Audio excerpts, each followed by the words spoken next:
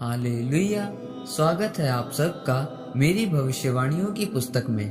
तो आइए हम आज के पवित्र वचन को पढ़ेंगे जो कि परमेश्वर के दास प्रेरित अंकुर यूसुफ नरुला जी के द्वारा लिखा गया है। अपनी शर्मिंदगी को दूर करें, जैसा कि एस्तर की पुस्तक अध्याय 4 उसकी 15 और 16 आयत में लिखा है।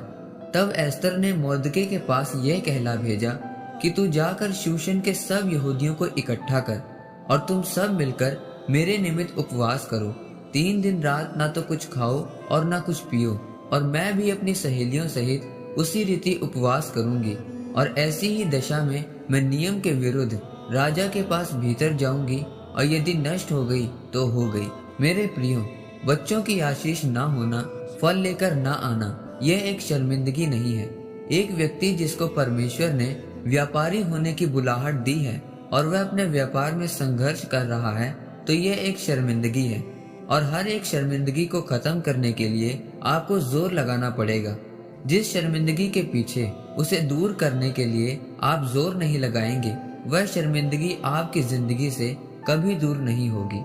शारीरिक कानून भी अपने आप नहीं बनते, उनके लिए भी आपको सरकार पर दबाव डालना पड़ता है। ठीक उसी तरह जब तक आप अपनी शर्मिंदगी के खिलाफ आत्मिक ताकत नहीं लगाते, जब तक आप उपवास प्रार्थना के द्वारा उस शर्मिंदगी को और श्राप को तोड़ते नहीं हैं, तब तक वह आपकी जिंदगी से खत्म नहीं होती।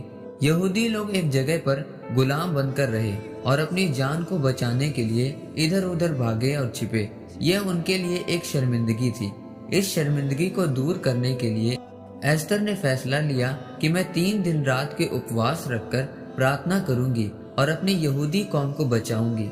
उसने उपवास रखे और दूसरे उपवास के दिन वह राजा के पास गई। उसने राजा को कहा कि मैं चाहती हूँ कि आप खुद मेरे साथ भोज में आएं। बाइबल में लिखा है कि उस दिन राजा को नींद नहीं आई और राजा ने उस दिन इतिहास की पुस्तक पढ़ने के लिए मंगवाई। और जब राजा को वह पढ़कर सुनाई गई तो उसमें लिखा था कि एस्तर के रिश्तेदार मोर्दके ने राजा को उसकी मौत से बचाया था। तब राजा ने पूरी इजरायली जाति को आजाद किया और उनके दुश्मन हामान को खंबे पर लटका दिया। जब एस्तर के उपवास का उत्तर आया तो उनकी शर्मिंदगी दूर हुई, और जो यहूदी मरने वाले थे उन्होंने ही अपने दुश्मनों को मार डाला।